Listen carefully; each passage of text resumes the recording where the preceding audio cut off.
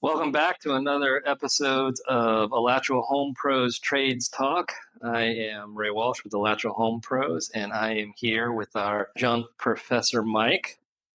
Welcome back. Thank you. Thanks for having me. All right, so I'm gonna throw you a curveball here, because normally you go in and you like fix plumbing, like, hey, I got water coming out of my ceiling, or I can't flush my toilet. Mm-hmm.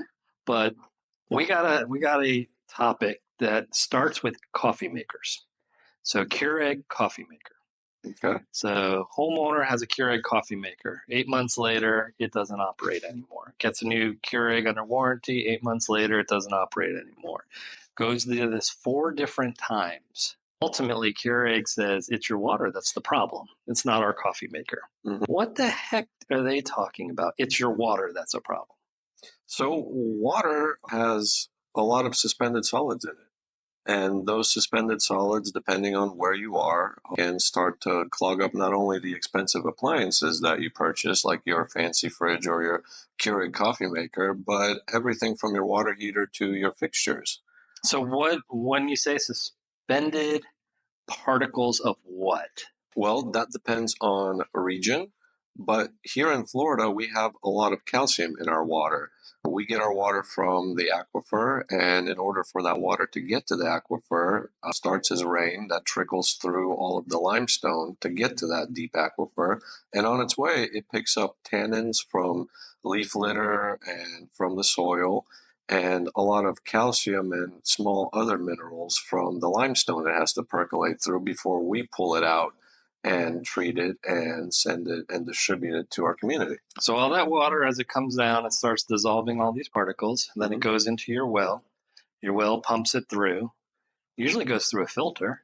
Why isn't the filter catching this? The filter is there, and some people don't have filters on their wells. Some wells are old and they're still working, but again, plumbing is something that we tend not to think about until it fails. Many homeowners and even business owners don't proactively maintain their water supply systems. So modern well will come with a spin down filter and a sand trap generally, and those filters filter out larger particles. We're talking about smaller particles here that can travel through the filters and still get into your home. Okay, so that's the big stuff that's going to get trapped in the filter. But the stuff that stays in the water, the stuff that was actually dissolved in the water that doesn't fall out, goes right through the filter?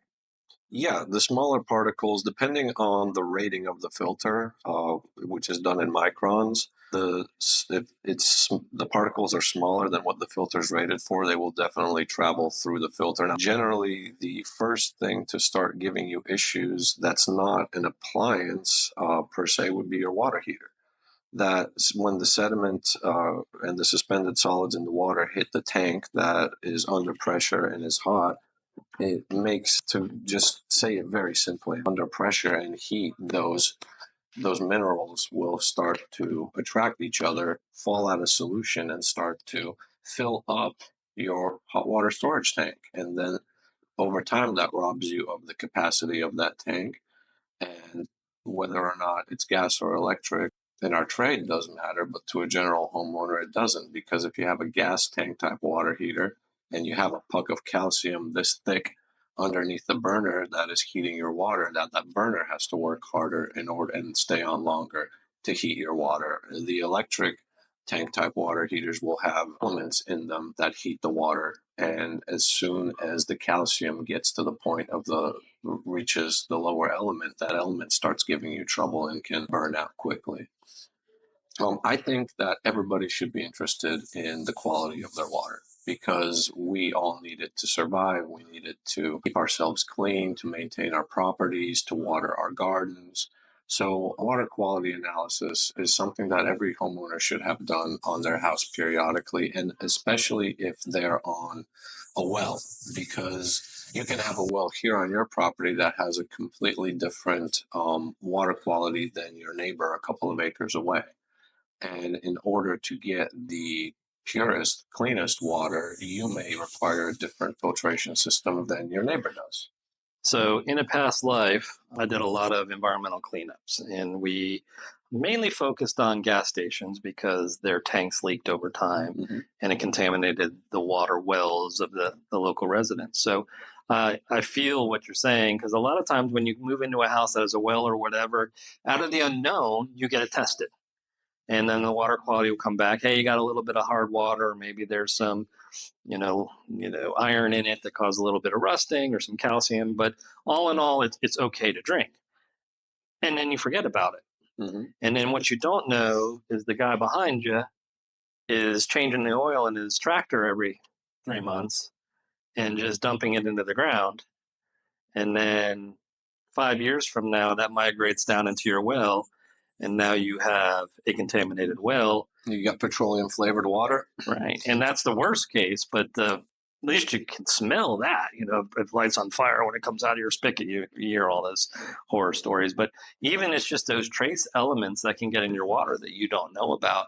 Water testing, your quality water testing, this isn't a one-off thing. This is a reoccurring thing that you should do on a regular schedule basis because it could change. Now, if you engage a water quality company, they're going to check for everything. And they are going to help you design a system that makes your water as best as it can possibly be, given a couple of factors. We have to consider our own health. Now, just because there's minerals in the water doesn't mean that that's bad. Our bodies require trace amounts of certain minerals in order to keep us healthy. So a good plumber would advise you, if you're looking into a water softening system, to speak with your healthcare provider and see if you're going to need to start taking those minerals that the water softener removes as a dietary supplement because you need them. Another important thing to keep in mind is that if you've been on a well with a lot of calcium in the water, that's been the case for that residence for decades. A water softening system is only going to treat the water from the point at which it's installed. It's not going to actively remove all the calcium scale and mineral buildup within the water lines of that home. So let's stay on that a second. So a lot of times you'll see the calcium buildup on your faucet aerators. Like they get less and less flow, and then you look at them and you see that little white crustiness and you try to pick at it or whatever. So what I'm hearing you say is, oh, I have hard water, so I put a softener in. It's still going to be there. It's not going to miraculously disappear. Yeah. It's just not going to get worse. And if that is a problem for you as a homeowner, you may need to change the aerators in those faucets to see that benefit. It may be like the last time you have to do that if you're used to doing that every couple of years as part of your home maintenance program, because your kitchen faucet used to have a nice steady stream and now it's got 4 shooting sideways all over your counter. So that's important to keep in mind. Some homes are so far gone with the amount of scale buildup in their potable water lines that in extreme cases, we recommend that the entire home have a hot and cold water repipe in order to take full advantage of the water softener. Because like you said, it's going to stay there. So if my current water pipes were 3/4 inch and it's 50 years of buildup, they may now be actually 1/4 inch. So I'm not getting the flow or the pressure that I was used to in the beginning. When you bought the house. And there's no way to run There is no ethical way to clean those pipes out. All right, so action steps. If I have a well, would you say I should test my water yearly, every other year, every 5 years? What would be the best time to at least have someone come out and make sure the water quality is still within acceptable limits for me? So if it was me personally, I would have my water checked every 2 to 3 years. So if you look at that report and say that's not up to my snuff, then with that data you can, or with the help of a plumber, and help design a system that will bring the water up to the quality that you would expect it to be. So there's not this big, you literally got to take the results and say, what do we want to treat? And then build a system with multiple things. If there's multiple things, or if it's just one particular item, it may just be a simple solution. Yeah, exactly. Things like what about toilet fill valves? Exactly. Okay. Yeah, everything lives a little bit longer and performs a little bit better when the water quality is as best as it can be. All right. Well, that is a masterclass in water quality. So if you have not, get your water tested. He did say the health department can help in some of those situations, but there's plenty of third parties out there that can test it. Sunshine Plumbing and Gas can also point you in the right direction there. So feel free to give them a call. Until next time, this is Alachua Home Pros Trade Talks.